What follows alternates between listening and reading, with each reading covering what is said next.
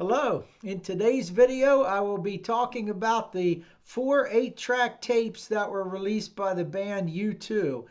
Now they only had 4 albums that were released in this format, and they were all from the 1980s.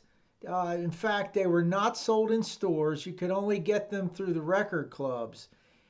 And to start with, the first one would be from 1984. This is The Unforgettable Fire. I have a sealed copy here. You can see the back of it. Actually, all the songs there's no splicing. If you remember from back in the old days of 8 tracks, you had a lot of times the songs would be cut off between programs.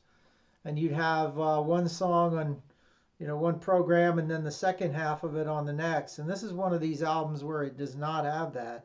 So it's a nice clean run of songs there, so that's pretty cool. But this is a really tough album to find on this format. This is I think I mentioned it's a sealed copy, and that's even harder to find, although they're not impossible as you might think. In the 80s, I think people these were collectibles to a lot of people. They didn't really use the format or play it that much, but they must have found the 8 tracks kind of amusing and a little bit quirky like I do, and found them to be of collectible value back then, even in the 80s. Let's move on to the next year. They released an EP in 1985. This is the Wide Awake in America. Here's the back of it.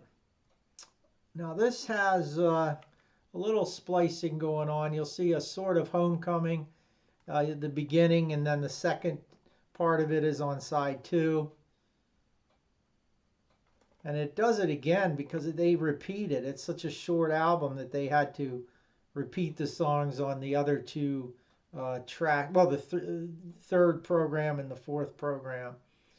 So it's a little interesting type of arrangement there.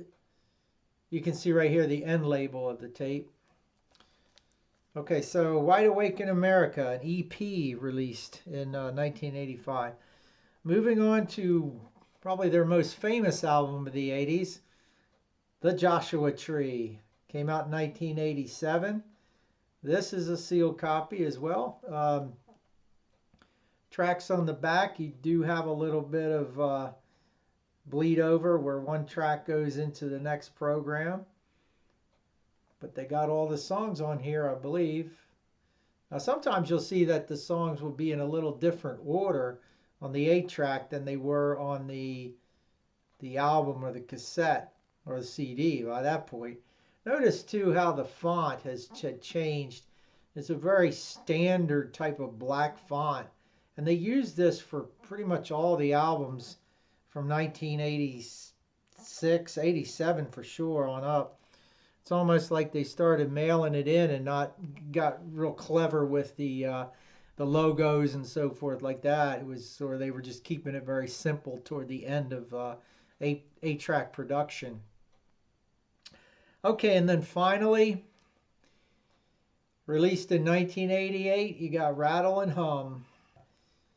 This may be, someone had asked me on a previous post what the last album ever released in the 80s through the record club was. It was not a greatest hits compilation, because you had a few of those toward the end, namely Journey, and you had Fleetwood Mac being the last 2. Notice the font, very standard black lettering. I think Rattle and Hum may be the last of the ones that's just not a greatest hits album. It's got a variety of songs. It has some live stuff.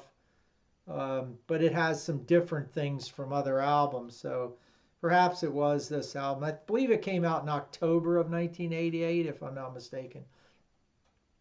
Anyway, this is also a sealed copy. And that will conclude my discussion of all the 8-track tapes from U2. I hope you enjoyed this video, and I will see you on the next one.